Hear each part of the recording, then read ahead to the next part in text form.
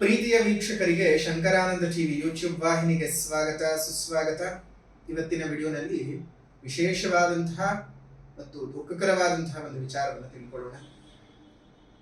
ವಿಚಾರ ದುಃಖವೋ ಸುಖವೋ ಎರಡನೆಯದ್ದು, ಆದರೆ ಮುಂದಿನ ಜೀವನದಲ್ಲಿ ನಮ್ಮ ಬದುಕಿನಲ್ಲಿ ಘಟಿಸತಕ್ಕಂತಹ ವಿಚಾರ. ವಿಶೇಷವಾಗಿ ಈ ಅಕ್ಷಯ ತದಿಗೆ ಅಮಾವಾಸ್ಯೆಯ ನಂತರದಲ್ಲಿ ಬಹಳಷ್ಟು ತೊಂದರೆ ತಾಪತ್ರೆಗಳು ರಾಜಕೀಯ ವಲಯದಲ್ಲಿ ಎದುರಿಸಬೇಕಾಗ್ತದೆ.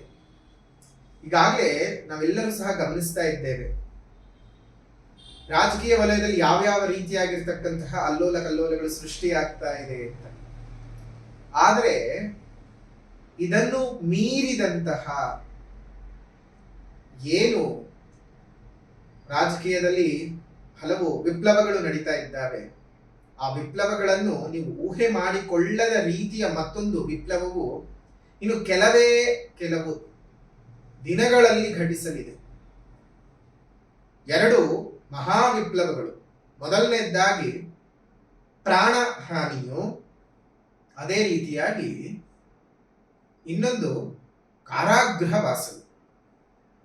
ಕಾರಾಗೃಹವಾಸ ಅಂತ ಹೇಳ್ತಾ ಇದ್ದ ಹಾಗೆ ಹಲವಾರು ಜನ ನಕ್ ಬಿಡ್ತೀರಿ, ಅಯ್ಯೋ ಈಗ ನಡೀತಿರೋದನ್ನೇ ತಿಳ್ಕೊಂಡು ಹೇಳ್ತಿದ್ದಾರಪ್ಪ ಇವರು ಅಂತ ಹೇಳ್ತೀರಿ. ಆದ್ರೆ ಅದಲ್ಲ ವಿಚಾರ.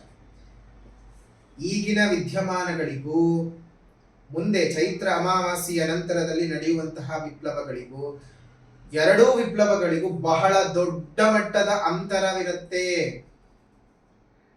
ಬಹಳ ದೊಡ್ಡ ಮಟ್ಟದ ಒಂದು ವಿಚಾರಧಾರೆಗಳು ಒಂದಕ್ಕೊಂದು ಸಂಬಂಧವೇ ಇರೋದಿಲ್ಲ, ಆ ರೀತಿಯಾಗಿ ನಡೆಯುತ್ತೆ. ಏನು ನಡೆಯುತ್ತಪ್ಪ ಅಂತ ಹೇಳಿದ್ರೆ, ಈಗೇನೇನಾಗ್ತಿದ್ಯೋ ಅದರದ್ದೆಲ್ಲ ಕಾನೂನಿನ ಪ್ರಕಾರ ಅದೇನು ನಡಿಬೇಕು ಅದು ನಡೆಯುತ್ತೆ. ಅದೇ ಎರಡನೇ ವಿಚಾರ. ಇದಕ್ಕೂ ಚೈತ್ರ ಅಮಾವಾಸ್ಯೆಯ ಅಕ್ಷಯ ತದಿಗೆ ಅಮಾವಾಸ್ಯೆಯ ನಂತರದಲ್ಲಿ ಘಟಿಸ್ತಕ್ಕಂತಹ ವಿಚಾರಕ್ಕೂ ಸಂಬಂಧ ಇಲ್ಲ.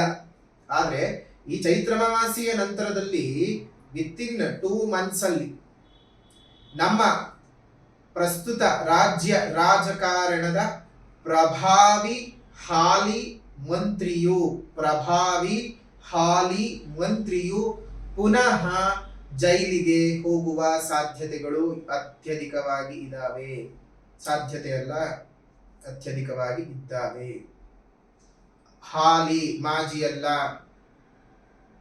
ಅದರಿಂದಾಗಿ ಸರ್ಕಾರದಲ್ಲಿ ಬಹಳಷ್ಟು ಅಲ್ಲೋಲ ಕಲ್ಲೋಲಗಳು ಸೃಷ್ಟಿಯಾಗ್ತವೆ.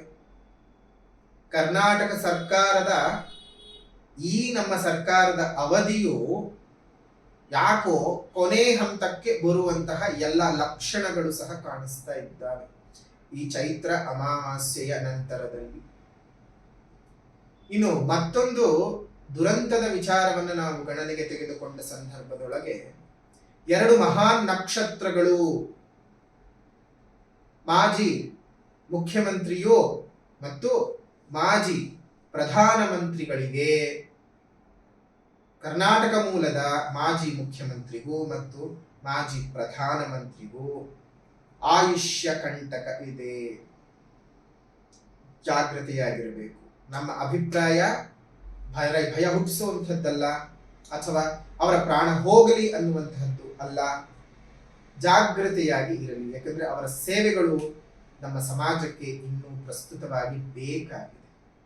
ಇನ್ನಷ್ಟು ಸೇವೆಯನ್ನ, ಇನ್ನಷ್ಟು ಜನರಿಗೆ ಒಳ್ಳೆಯ ದಾರಿಯನ್ನ ಆ ಹಿರಿಯ ಮುತ್ಸದ್ದಿಗಳು ಮಾಡಬೇಕಾಗಿದೆ. ಅವರ ಪೀಳಿಗೆಯನ್ನ ಮುಂದುವರಿಸ್ಕೊಂಡು ಹೋಗ್ತಕ್ಕಂಥವ್ರು ಅದನ್ನು ಮುಂದುವರಿಸ್ಕೊಂಡು ಹೋಗಿ. ಭೂಮಿಗೆ ಬಂದವರೆಲ್ಲ ಬಾಡಿಗೆದಾರರೇ, ಯಾರು ಸ್ವಂತದವರಲ್ಲ. ಅವ್ರು ಹೋಗ್ತಾರೆ ಇವ್ರು ಹೋಗ್ತಾರೆ ಅಂತ ಹೇಳುವಂಥವ್ರು ನಾವುಗಳೇ. ಇವತ್ತಲ್ಲ ನಾಳೆ ನಾವು ಇಲ್ಲಿಂದ ಖಾಲಿ ಮಾಡ್ಕೊಂಡು ಹೋಗಬೇಕಾದವ್ರೆ. ಯಾರು ಇಲ್ಲೇ ಶಾಶ್ವತವಾಗಿ ಉಳಿಯುವಂಥವ್ರಲ್ಲ.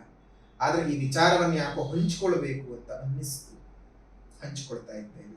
ಮಹಾ ವಿಪ್ಲವವು ರಾಜಕೀಯ ಕ್ಷೇತ್ರದಲ್ಲಿ ನೀವು ಊಹೆಯೂ ಮಾಡಕ್ಕೆ ಸಾಧ್ಯ ಆಗದೆ ಇರತಕ್ಕಂತಹ, ಈಗ ಏನು ನಡೀತಾ ಇರತಕ್ಕಂತಹ ರಾಜಕೀಯ ವಿದ್ಯಮಾನಗಳಿಗೆ ವಿರುದ್ಧವಾಗಿ ನಡೆಯುತ್ತೆ.